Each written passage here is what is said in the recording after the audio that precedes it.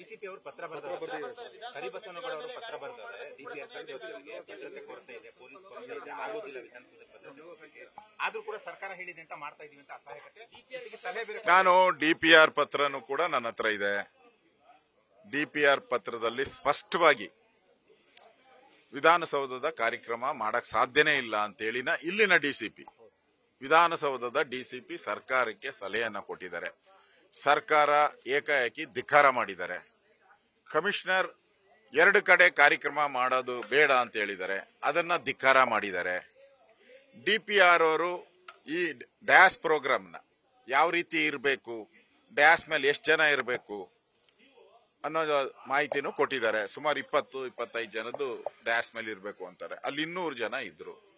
ಇದು ಸಂತೆ ಕಾರ್ಯಕ್ರಮ, ಪ್ಲೇಯರ್ಸ್ ನ ಕರೆದು ಅವಮಾನ ಮಾಡುವಂತ ಕಾರ್ಯಕ್ರಮ. ಅವರ TRP ಇದು RCB TRP ರೈಸ್ ಮಾಡ್ಕೊಳಕಲ್ಲ, ಪ್ಲೇಯರ್ಸ್ TRP ನ ರೈಸ್ ಮಾಡ್ಕೊಳಕಲ್ಲ.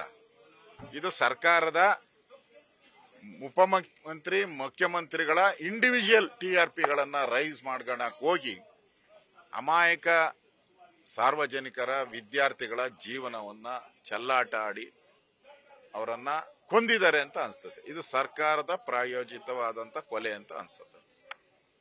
ಸರ್, ಪತ್ರದಲ್ಲಿ ಹೇಳಿದ್ದಾರೆ ಫ್ಯಾನ್ಸ್ ಫಾಲೋಅಪ್ ದೊಡ್ಡದಾಗಿದೆ, ಬರೋದಿಕ್ಕಾಗಲ್ಲ, ಬಹಳ ಕಷ್ಟ ಇದೆ, ಕೊರತೆ ಇದೆ ಅಂತ. ಸಿಬ್ಬಂದಿ ಕೊರತೆ ಇದೆ ಅಂತ ವಾಸ್ತವಾಂಶ ಹೇಳ್ತಾರೆ.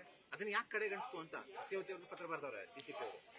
ಅಲ್ಲ, ಅವ್ರಿಗೆ ಕೊರತೆ ಅದೇನು ತಲೆಗೆ ಹೋಗಲಾರದಷ್ಟು ಮದ ಏರ್ಬಿಟ್ಟಿದೆ ಅವ್ರಿಗೆ. ಈ ಕಾರ್ಯಕ್ರಮ ಮಾಡೇ ಅವರು ಮೆಂಟಲಿ ಈ ಕಾರ್ಯಕ್ರಮ ಕ್ರೆಡಿಟ್ ಬರ್ಬೇಕು ನನಗೆ. RCB ಗೆದ್ದುಬಿಟ್ರು, ಏನೋ ಮೋಸ್ಟ್ಲಿ ಅವ್ರು ಗೆಲ್ಲಲ್ಲ ಅಂತ ಅನ್ಕೊಂಡಿದಾರ. RCB ಗೆಲ್ಲಲ್ಲ, 18 ವರ್ಷ ಗೆದ್ದಿಲ್ಲ, ಈ ವರ್ಷ ಏನೋ ಗೆಲ್ತೈತಾ ಅನ್ನೋ ಡೌಟ್ ಇರ್ಬೇಕನ್ನ ಅವ್ರಿಗೆ. ಗೆದ್ದ ತಕ್ಷಣ ಅವ್ರಿಗೆ ಬೇರೆ ಏನು ಸೆಕ್ಯೂರಿಟಿ ಬಗ್ಗೆ ಆಗ್ಲಿ, ಕಾರ್ಯಕ್ರಮ ಮಾಡೋದ್ರ ಬಗ್ಗೆ ಆಗ್ಲಿ ಅವ್ರ ತಲೆಯಲ್ಲಿ ಏನೂ ಇರ್ಲಿಲ್ಲ. ತಲೆಯಲ್ಲಿ ಮಣ್ಣು ತುಂಬಿಕೊಂಡಿದ್ರು. ಅವ್ರ ತಲೆಯಲ್ಲಿ ಇದ್ದಿದ್ದು ಒಂದೇ, ಈ ಕ್ರೆಡಿಟ್ ಅನ್ನ CM ತಗೊಂಬಾರ್ದು, ನಾನ್ ತಗೊಬೇಕು. CMಗೆ deputy CM Bengaluru in charge minister ಅವ್ರು ತಗೊಂಡ್ಬಿಡ್ತಾರೆ, ನಾನ್ ತಗೊಬೇಕು ಅಂತ. ನಾನು ಅನ್ನೋದ್ರಲ್ಲಿ ಇಲ್ಲಿ 11 ಜನ ಅಮಾಯಕರು ವಿದ್ಯಾರ್ಥಿಗಳು ತಮ್ಮ ಜೀವನವನ್ನ ಕೊಟ್ಬಿಟ್ರು. ಅವರ ಕುಟುಂಬಕ್ಕೆ ಸಾಂತ್ವನ ಹೇಳಕ್ಕೂ ಇನ್ನೂ ಯಾರು ಹೋಗೇ ಇಲ್ಲ. ನಾವು ಮಂಗಳವಾರ ನಮ್ದು ಒಂದು ಮಂಗಳೂರು ಅಲ್ಲಿನ ಗಲಾಟೆ ಬಗ್ಗೆ ಭೇಟಿ ಇದೆ. ಅದಾದ್ಮೇಲೆ ನಾವು ಕೂಡ ಯಾರ್ಯಾರು ತೀರ್ಕೊಂಡಿದ್ದಾರೋ ಕೆಲವರು ಮನೆಗಳಿಗೆ ಹೋಗಿ ಅವ್ರ ಸಾಂತ್ವನ ಹೇಳುವಂಥದ್ದು ನಮ್ಮ ಕರ್ತವ್ಯ ಇದೆ. ಸರ್ಕಾರ ತಪ್ಪು ಮಾಡಿದೆ, ಅಲ್ಲಿ ಎಲ್ಲರೂ ಹೇಳ್ತಾ ಇದ್ದಾರೆ ಸರ್ಕಾರ ತಪ್ಪು ಅಂತ, ಎಲ್ಲರೂ ಹೇಳ್ತಾ ಇದ್ದಾರೆ. ಆದ್ರೆ ಮುಖ್ಯಮಂತ್ರಿ ಉಪಮುಖ್ಯಮಂತ್ರಿ ಇಬ್ಬರು ಮಾತ್ರ ಬಾಯ್ ಬಿಟ್ಟೇ ಇಲ್ಲ. ತಪ್ಪು ಅಂತ ಇದುವರೆಗೂ ಒಪ್ಕೊಂತಾನೆ ಇಲ್ಲ ಅವರು.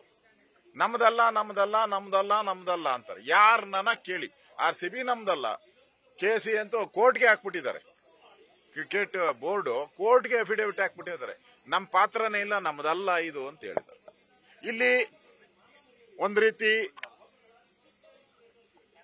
ಉಪಮುಖ್ಯಮಂತ್ರಿ ಇಲ್ಲಿ ಡ್ಯಾಸ್ ಮೇಲೆ ಬಂದ್ಬಿಟ್ಟು ಕಪ್ಗೆ ಮುತ್ತು ಕೊಡ್ತಾ ಇದ್ದಾರೆ, ಅಲ್ಲಿ ಮುಖ್ಯಮಂತ್ರಿ ಹೋಗ್ಬಿಟ್ಟು ದೋಸೆಗೆ ಮುತ್ತು ಕೊಡ್ತಾರೆ. ಏನಿದೆ ಅರ್ಥ? ಸೀರಿಯಸ್ನೆಸ್ ಅಲ್ಲ. ಸತ್ತು 1 ಗಂಟೆ ಆದ್ಮೇಲೆ ಇಷ್ಟೆಲ್ಲ ಈ ರೀತಿ ಅವರ ನಡವಳಿಕೆಗಳು ಅಂದ್ರೆ ಸಾವಿನ ಸೂತಕ ಆಗಿದೆ. ಇಡೀ ಕರ್ನಾಟಕ ಸಾವಿನ ಸೂತಕದಲ್ಲಿದೆ. ಇವ್ರು ಆರಾಮ್ಸೆ ಮಜಾ ಹೊಡ್ಕೊಂಡು ಒಬ್ರು ಮುತ್ತಿಡಕ್ ಹೋಗ್ತಾರೆ, ಒಬ್ರು ದೋಸೆ ತಿನ್ನಕ್ ಹೋಗ್ತಾರೆ. ಏನ್ ಆಗ್ರಹ ಮಾಡ್ತಾರೆ ಸರ್ಕಾರ ನೋಡಿ, ಎಂಟೈರ್ ನನ್ನ ವೈಯಕ್ತಿಕ ಹೇಳಿಕೆ, ಇದರಲ್ಲಿ ಎಂಟೈರ್ ಸರ್ಕಾರನೇ ವಜಾ ಮಾಡಬೇಕು. ಯಾಕೆಂದ್ರೆ ಇಡೀ ಸರ್ಕಾರ ಅಲ್ಲಿತ್ತು, ಡ್ಯಾಸ್ ಮೇಲೆ ಇಡೀ ಸರ್ಕಾರ ಇತ್ತು. IAS, IPS, secretary, chief secretary, home secretary, ಮಂತ್ರಿ, ಉಪಮುಖ್ಯಮಂತ್ರಿಗಳು ಎಲ್ಲರೂ ಇದ್ರು. ಇಡೀ ಸರ್ಕಾರನೇ ಭಾಗಿ. ಬಿರಿ ಮುಖ್ಯಮಂತ್ರಿ ಉಪಮುಖ್ಯಮಂತ್ರಿ ರಾಜೀನಾಮೆಯನ್ನ ನಾವು ಡಿಮ್ಯಾಂಡ್ ಮಾಡಿದಿರಿ ಆಲ್ರೆಡಿ. ಈ ಸರ್ಕಾರನೇ ವಜಾ ಮಾಡಬೇಕು. ಲಜ್ಜೆಗೆಟ್ಟ ಸರ್ಕಾರ ಇದು, ವಜಾ ಮಾಡಬೇಕು ಅಂತೇಳಿ ನಾನು ಕೂಡ ಆಗ್ರಹವನ್ನ ಮಾಡ್ತೀನಿ. ನ್ಯೂಸ್ ಫಸ್ಟ್, ನಿರ್ಭೀತಿಯಿಂದ ನಿಮ್ಮ ಪರವಾಗಿ.